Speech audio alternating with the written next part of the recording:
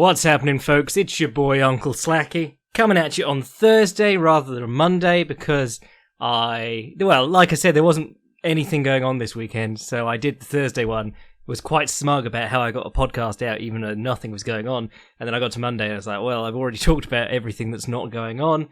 I enjoyed Cyril Gahn, we're calling him Gahn now apparently, and Ahmed Aliyev, who I wrote a Prospect Watch piece on a while ago. He fought in PFL. I mean, we got some stuff to talk about from the weekend, but it wasn't huge. However, lots of news happened in the time since then. So we got tons to go through, and then we're going to look at the fights going on this weekend, which are a mixed bag, let's be honest. Might even touch on the boxing, because I just spent all morning writing an article about it. So yeah, let's go. News. Huge piece of news. Endeavour files to go public. That's William Morris Endeavour, WME. This was rumoured for quite a while, but now they're actually in the process of doing it, which is very interesting. So if you are invested in the future of the UFC, it might be worth investing in their stocks. But they're also a talent agency and whatnot. They do a lot of other stuff, but interesting to say the least. I'm considering it, but then, I know fuck all about buying stocks, so probably won't. Also, the UFC is basically setting itself up for a massive fall because of the paywalling pay-per-views behind another streaming service. Not typically seen as a smart option, but we'll see. Interesting nonetheless.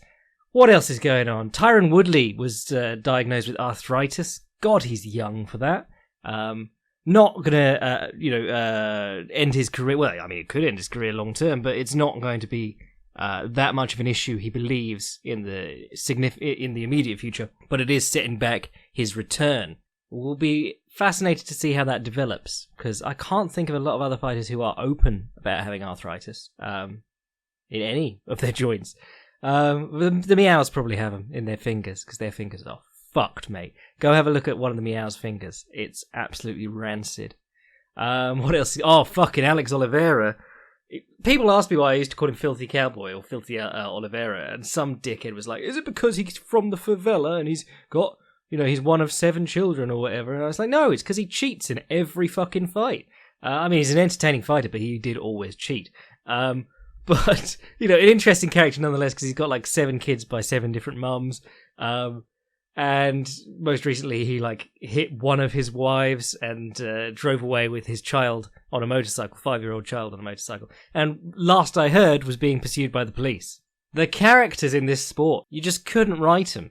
Let's talk about some fight announcements, because they're always fun.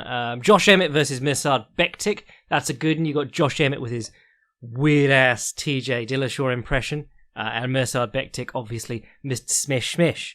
I like that fight a lot. I can't remember the last time I saw Bektic. But Emmett obviously recently rebounded from the loss to... what's his name? Josh Thompson. Not Josh Thompson. Fucking Jeremy Stevens. One of the few men to be knocked out by Jeremy Stevens in the UFC. But came back, knocked out Michael Johnson in a fight where he basically did the same thing over and over again, and then it finally worked in the 3rd round.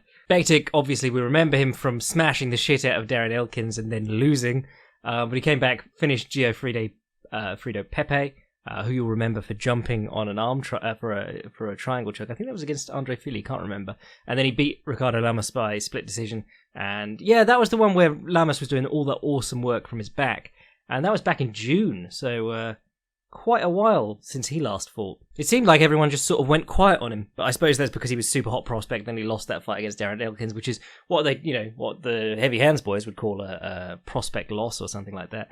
But yeah, I suppose it's just staying healthy is his issue. What else is going on? Oh, Uriah Faber. Well, I mean, Uriah Faber got up to a lot this weekend. It was Uriah's day off. Uriah Faber was booked for a grappling... I mean, he did Quintet 3, but then he was booked for a grappling match on Polaris against Nicky Ryan. Famously, John Danaher doesn't let Nicky Ryan take matches unless he's going to win them. There was a big rumour a while ago when he was supposed to be in ADCC and then dropped out and had allegedly broken his ankle or something like that. But people were reporting that he was skipping around the Renzo Gracie mats, pretending to be injured but not actually being injured.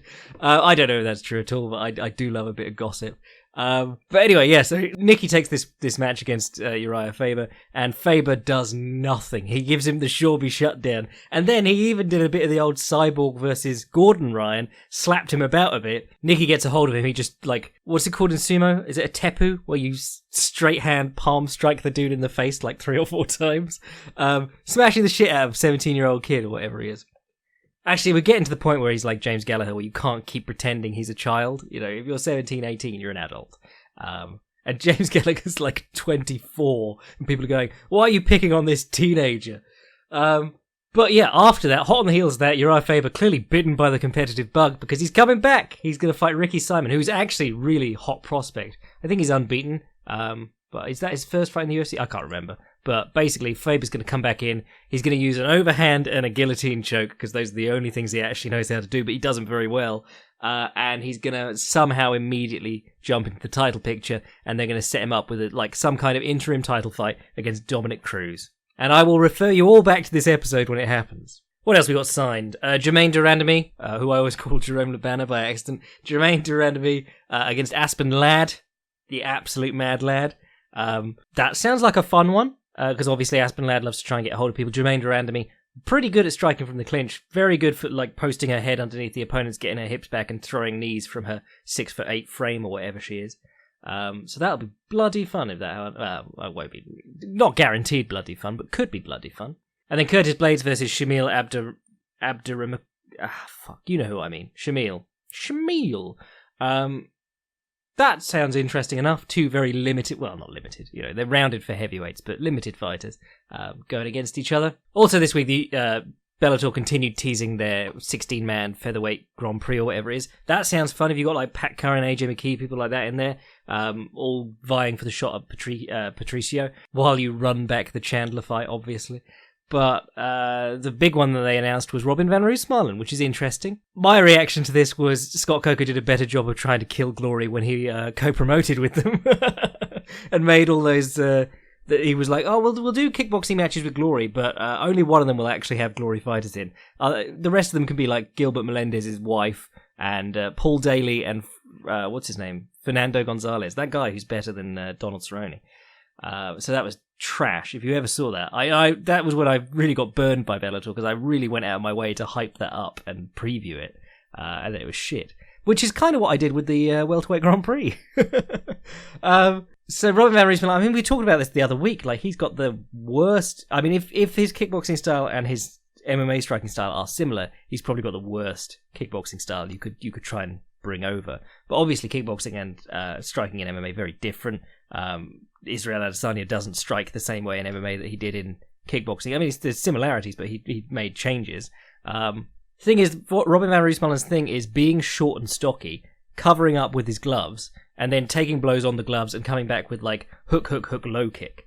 It's an incredibly tedious style to watch. But as people always say, he's got a black belt in judo, which is what comes up every time this guy's mentioned in MMA circles. I mean, he's got 2 previous fights in MMA, and I think he won them both, but those, you know, dabbled while being a kickboxer. But then, you know, Rico dabbled. He took 1 fight, won, and everyone was like, oh my god, I'm so hyped for the future of Rico. And that didn't happen. And Gokhan Sasaki, obviously, made a very serious transition, got starched the other week. Not a week, like year. But, yeah, I mean, it's a big investment in your life. If you've been training kickboxing forever, and then you've got to switch over to MMA, and very limited time to do it in if you've been kickboxing for that long. But, you know, who knows? He might knock some heads off en route to being stopped. What else happened? Reza Madadi retired. That's really in there as a footnote because it's not hugely important, because I thought he was retired already, but he was always kind of fun in the cage. You know, he had that weird walking, striking style. Yoel Romero won his lawsuit, which is amazing. I feel like if you were on the side of the supplement company, any professional witness that the Yoel Romero team brought in, you should be allowed to ask them, take a look at this man. Do you honestly believe he's never done a steroid? The old Michael Bisping, Joe Rogan question. It's incredible. Yoel Romero, constantly tested by USADA, never come up with it. Well, he did come up with something once, but people are having to pay him for him testing positive. Incredible. Obviously, people are all like now, you know, oh, he's going to retire with his $27 million. I suspect the supplement company won't have 27 million. They'll probably declare bankruptcy and he won't receive much of it. But, it'd be interesting if he gets 5-6 million from their assets or whatever. Maybe he could retire. Who knows? You get the sense that he likes fighting, though. And it's not like he's getting hurt. He's out there murdering people. Anything else going on? The UFC's going to Sochi. All right, whatever. It's not going to be Habib. It'll be fucking, I don't know. Actually, the last event they did in Russia was pretty fun. Well, no, the main event was pretty fun. Oh, wait, no. Was that the main event? No, the main event wasn't fun. Makachev versus guy whose name I've already forgotten but said I would remember because he impressed me so much. That was fun. Oh, Gary Tonnen has pulled out of ADCC, which is very interesting because I think he's in the position where he just gets an invite anyway now and has been for the last couple of years.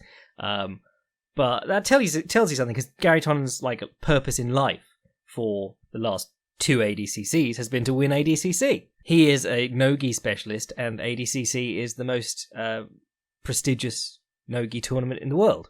So, that's encouraging because with Tonnen and plenty of others, it's always been, I'm definitely going to MMA next, and you're sort of shit or get off the pot. And he's actually done a really good job of staying active, showing all kinds of improvement in his stand-up and his takedowns, and applying his grappling well to MMA, and staying active, which is, good on him. Gary Tonnen's showing the blueprint of how it should be done.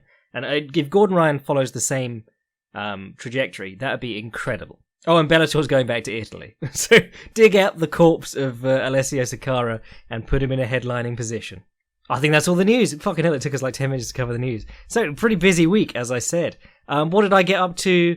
I watched the Cyril Gane fight because I love Cyril Gane. I'm calling him Gane. They were calling him Gane, but I'm sure they've called him Gane before. I'm going to call him Gane. And now that I've got my Unibet stuff out of the way for this week, I'm going to get to work finishing a study that I'm doing on Cyril Gane. Cyril Gane. And I'll put that up for the Patreon boys because I love you. And I'm trying to get something out every week for them. And a Cyril Gane study would be a good way to go. Very interesting character. I really like what I see from him a lot. You don't see big heavyweights doing the point fighty bouncy style. And he does it, and it works quite well. And especially in this last one, he's really added the jab on too, which is great because he's got an 83-inch reach. I said I'd love to see some sparring footage of him and Ngannou. Obviously, there's not any of them going balls to the wall, but people have been sending me Instagram clips and things like that of the two of them training together. Really cool. And Jerome Labana, Jermaine Ramadami is down there training with them. No, Jerome Labana trains with both them too, which is awesome. If you've got one of the heavyweight great kickboxers, even if he's not what he used to be, if he's in France, get him down. If he's in Paris, get him down there. So yeah, think about that. You've got Ngannou's training partner, who's the same size as Ngannou, and is also a heavyweight point fighter, which is awesome. I watched a few of his kickboxing matches. Actually, there's some interesting similarities to Czech Congo. And I know you're surprised there because I said interesting and Czech Congo in the same sentence. But Czech Congo, when he was kickboxing, he was all inside low kicks and double collar ties and knees. That was his whole game. Clinch knees and low kicks. Really rubbish hands. And he's, to this day, still has pretty rubbish hands. Never really learned to use his length and reach, except with the inside low kick. And Gane is in pretty similar a position, because he uses the inside low kick to set up all sorts of stuff. There's a lovely one in one of these fights there where he's fighting a guy who he's got a head of height over.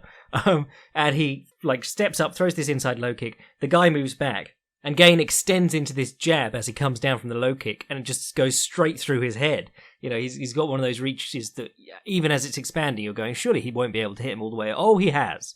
But in this fight against, can't remember his name, Ronaldo something or other? Crapperay, that's what we're going to call him.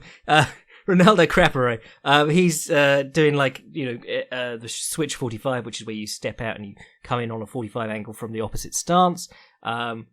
Throwing lots of jabs really nicely. Throwing some good counters and things. Caught him with I think it was a double jab into an overhand. Really just shook his shit up. Finished him very quickly and very easily. So, you could say that they're feeding him up, guys, but this guy was 8-0, I think, or 8-1. The last guy was 7-0 or 7-1. And in his first MMA fight, he fought for the TKO heavyweight title. So, clearly being handled as a prospect in terms of, like, we're all excited for him, he's getting a lot of attention, they're putting the attention on him, but not being given, like, softballs by any means. So I would expect to see him in the UFC at some point, and I'm very, very excited for it. I've already noticed that he's not staying on the balls of his feet, and bouncing and moving as well into the later stages of round one, and obviously he hasn't been, like, drawn out too much so far, but again, very hard to be light on your feet and constantly moving, especially if you're very heavy. If I have a couple of weeks where I'm not great on the food, and I go in to do some sparring or something like that, and I'm using my point karate style footwork, I really feel it. I'm like, oh, lost my hops a bit here. So I can't imagine what it's like being, what is he, 240, 250, and moving like that. Pretty incredible. And then Ahmed Aliyev didn't do much, but then overhand righted a guy and put him down. Really interesting, because he looked very different both in appearance and in style. He used to have that bowl haircut, the Dagestani bowl, and he'd cut that all off. But he also used to throw a lot, well, he usually throws a lot of spinning kicks and body kicks, likes to back up and draw his opponent onto that. Didn't do a lot of that this fight. Could have been a consideration of who he was fighting, but just interesting to see how he's sort of, like, changed up. Kind of unrecognisable. Anyway, let's have a look at some of these fights this weekend. I don't think you guys need to hear about LFA or anything like that. But what we got? Oh, fuck. Some of these don't need touching on. Nick Hine versus Frank Camacho. I mean, Frank Camacho is always good fun. Stevie Ray versus Leonardo Santos. That's standing out as, like, a interesting fight for me. Mainly because I know both the competitors pretty bloody well. But Leonardo Santos, he is another one who just sort of, through injuries or inactivity, sort of dropped off the radar a little bit. He sparked Kevin Lee with a right hand on the way, and he did really well generally in that Kevin Lee fight, actually. But sparked Kevin Lee with a right hand back in, like, 2015. 2 fights cancelled with Evan Dunham. Fought Adriano Martins, won a close split decision. That was 2016. And then he had a cancelled fight against Olivier Urban-Mercier, cancelled fight against Nick Lentz. Could have saved us from that third Charles Oliveira fight. But yeah, so not fought since 2016. It's now midway through 2019. So, he hasn't had a loss since Kazunori Yokota, who's bizarre. He's the... well, if you've watched if you read the Martin Nguyen study, he got starched by Martin Nguyen because he just fights with his chin up in the air. Absolutely bizarre. But that was the last time he lost. That was a split decision back in 2009 at Sengoku. Fucking hell, that's a long time ago. And in that time, he's faced some interesting people. I mean, he had a draw against Norman Park, beat Efren Escudero, Anthony Rocco Martin, starched Kevin Lee, Adriano Martins. But it's just sort of like he's been frozen in time and the rest of the division has moved on. So very interested to see how he comes back. Whereas Stevie Ray obviously had that very rough loss to Paul Felder. That was Paul Felder's streak of 3 elbow stoppages, I think it was. Got absolutely battered in that one. He looked so small too, just very small for the lightweight division. But I bet if you put him in with BJ Penn, he still dwarfs BJ Penn because that's how big these guys are getting. But yeah, that rough loss to Paul Felder, that god-awful fight with Kajan Johnson, where Kajan Johnson didn't do much, and then came back and won a decision over Jessin Ayari. So, I mean, a good fighter. He beat up Joe Lozon a little while ago and Ross Pearson, but, old boys there. And they are even older than when Ally Akinta was fed them. So, competent, but sort of like a warm-up to get back into things for Santos. But again, we're talking about 2 top 50 lightweights in the world. I think they're both top 50 on Tapology at least. So, never a bad matchup when you get top 50 lightweights in against each other. Tonya Avengers fighting Lena Landsberg in a fight that I thought already happened. I don't give a shit about that, and neither should you. Daniel Tamer is back, which is interesting. You'll remember him for looking exactly like his brother, David. This is the featherweight one, though, and he's on a streak of 3 losses in the UFC, so he's quite lucky to still be here. But it does help that he's Swedish, and there's cards in Sweden, so they're bringing in someone who's never fought in the UFC before. Sung Bin Jo, whose profile picture on Tapology is him holding 3 belts in a suit, in what looks like an expensive photo shoot, but his eyes are closed and he's blinked in the photo. How do you manage that? Exciting fighter, lots of finishes, never won a decision. I had a quick look at a couple of his fights. Fun enough. So, yeah. Good fight for Tamer. I mean, the Tamer brothers both have cheated a little bit in fights that I've seen them in, but I would say that neither is prone to having bad fights. Both of them very interesting. Both of them good kickers. Both build in the punching game off their kicks. Both good with knees from the clinch, especially if guys like duck in on a clinch. They do the head post, clamp down on the overhook, hit the knees to the body. Good fun fighters, but again, Daniel's on a 3 fights losing streak. Most recently got choked by Chris Fishgold. Was that Chris Fishgold's first win in the UFC after being in it for like 3 years but only fighting twice? It feels like Chris Fishgold's been in the UFC forever but not fought a lot. And he lost by rear naked choke to Julio Arce. So eyes on that one too, because it'll at least be fun. What else is going on in this card? Oh, Chris Fishgold's back. There we go. It's Makwan Amakani, who again, and what is this? This is just the card of guys who were hot prospects and then had like a stumble or couldn't fight for a while, and people forgot all about them. Amakani, everyone was hype on him because he hung out with Gegard Mousasi, got that rub. But yeah, that sounds fun to me. Then you got the triple bill of light heavyweight fights in the main, co-main, and co-co-main event. Just hard to get excited for. See, this is the thing I was saying. Like, lots of name value, but hard to really grab onto and be hype. And someone replied, European cards, which is pretty much the summary.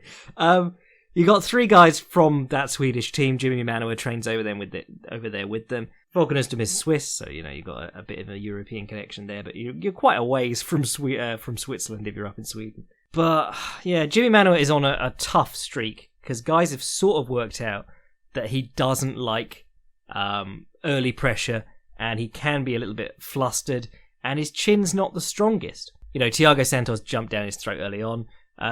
Jan Blachowicz was a little bit more of a thoughtful fight, but that Volkan Ozdemir fight was literally just Volkan Ozdemir spazzing out from a clinch, and that was when Volkan Ozdemir became this legendary puncher, even though he had not really been up to that point. Or since, really. But yeah, that's the sort of thing that really flusters Jimmy Manoa. Jimmy Manoa is amazing when you're backed onto the cage and you're kind of like, oh, I don't really want to throw anything because he's got a really good left hook.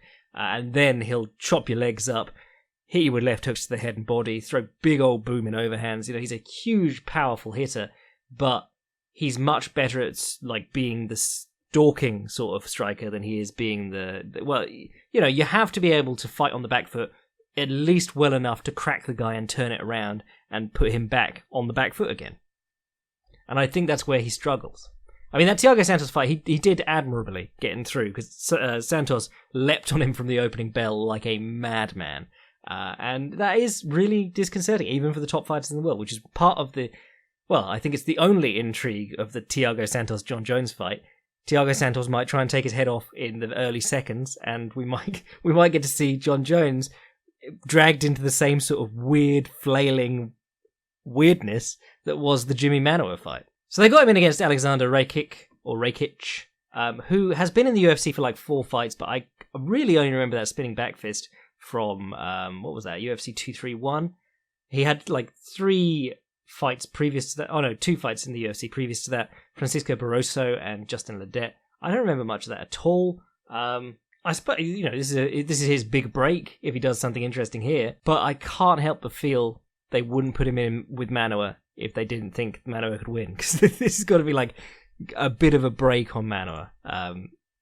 You're giving him 3 hard ones, and he's 0-3 in them.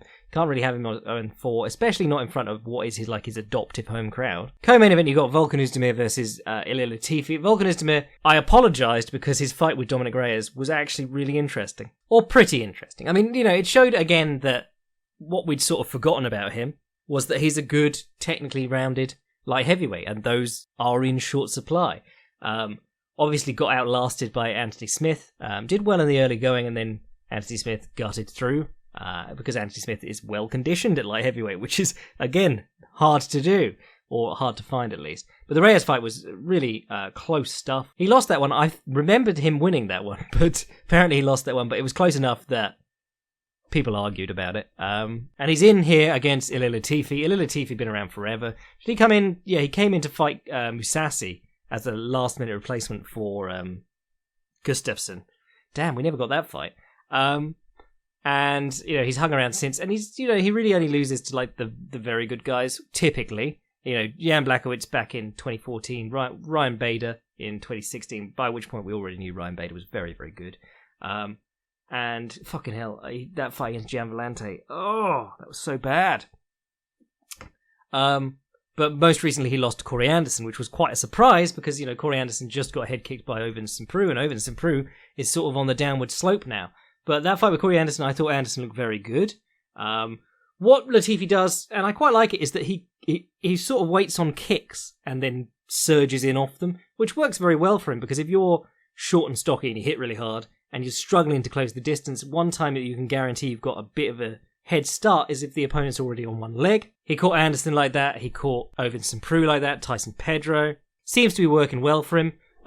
Where he sort of catches people with good shots is if he can rush in on them and get to almost a clinch, because they assume he's going to clinch with them. So they'll like throw their hips back, drop their hands, and that's when he catches guys with like a southpaw left hook sometimes. He's running as he does it, so he's shifting stances.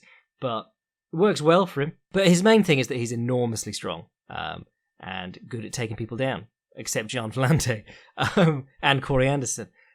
So he's more a grappler than he is a striker, but he's got heavy hands. I would expect, if Ozdemir falls back on like a technical striking game and just puts in like low kicks, stomps the lead knee, low calf kick, that was working really well on Latifi in the Anderson fight, I think it was. It was the Pedro fight. They were saying like do that and then come over the top with the question mark kick. But yeah, that's the sort of stuff that will really bother Latifi. And the jab, if Ozdemir can establish that. It'd be interesting to see if Ozdemir can stop his takedowns, because Özdemir's takedown defense has been pretty good on the whole, except when he's tired or fighting Daniel Cormier. So yeah, fun enough. It's one of those fights where I can see it being decent, but I also can't really sell it to you. Be like, yeah, watch it if you've got nothing better to do. It might be good. And then Alexander Gustafsson versus Anthony Smith. Again, this fight is another one that last year maybe would have been really interesting. Except now it's sort of tainted by, we've seen both of these guys against John Jones. There's not really anywhere they can go from here. Alexander Gustafsson in the rematch with John Jones looked all kinds of lost. I want to talk about, I'm probably going to do either a video or an article on John Jones' more recent performances, like just as sort of like a watershed. His rematches with Gustafson and Cormier are really interesting ones, because those are guys who did bring interesting elements into the second fight.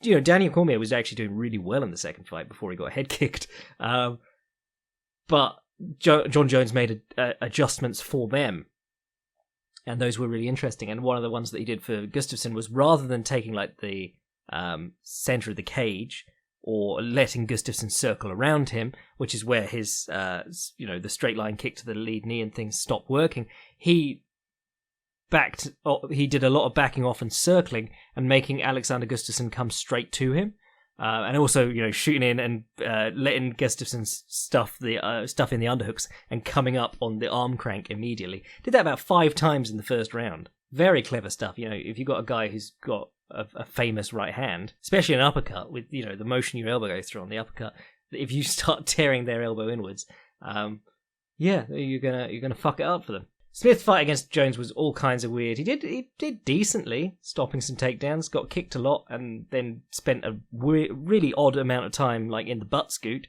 Yeah, we've seen Gustafsson isn't like infallible on the feet. Jan Blachowicz was giving him all kinds of trouble with the ugly boxing that we all don't like to accept is effective, but is. But then Gustafsson is actually a lot better on the ground than he is billed at, or like people remember him being. Because that's what he did to Manoa in their fight. He took him down almost immediately. Did that to Blachowicz to win the fight. This would be an interesting one if it goes to like the grappling. Smith's striking is quite interesting. He'll do like the skipping stone punch with his right hand, comes off his right leg well, does some like clever stuff. But I feel like if Gustafsson does his like movie stuff and running away when he gets to the fence, Smith might have a bit of trouble.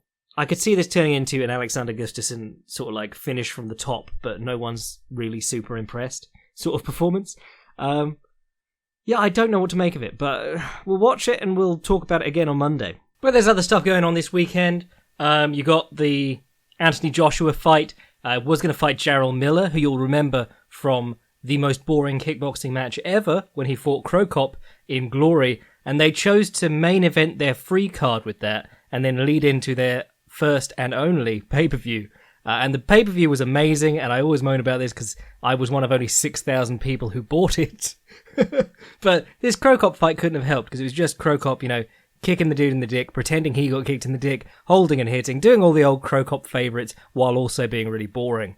And Jarrell Miller wasn't great either. But since then, he's become a world-class heavyweight boxer somehow. But he did fail 3 separate drug tests ahead of this Anthony Joshua fight. Anthony Joshua obviously doesn't want to fight Deontay Wilder, Tyson Fury. Deontay Wilder doesn't want to fight Tyson Fury. Tyson Fury doesn't have a belt, so he doesn't get a say. So basically, what they did was they found Andy Ruiz, who claims he's going to be the first Mexican heavyweight champion. Wasn't that John Ruiz's claim to fame? Wasn't that why Don King held on to him so hard? John Ruiz, the boring man. Certainly, Andy Ruiz is a lot more fun than John Ruiz. But fair play to Andy Ruiz stepping in at short notice. And to be fair, this is the kind... I said this in my article, but this is the kind of fight that's not great for Anthony Joshua because it's a tricky opponent, but also nobody's giving his opponent any regard. It's one of those fights where the guy has the... there's a good possibility that this guy makes him look very bad or very average, and everyone just goes, did you see Anthony Joshua's last fight against some bum? It didn't go too well. He didn't knock him out or whatever. Ruiz never been knocked out, or never been knocked out in professional competition at least.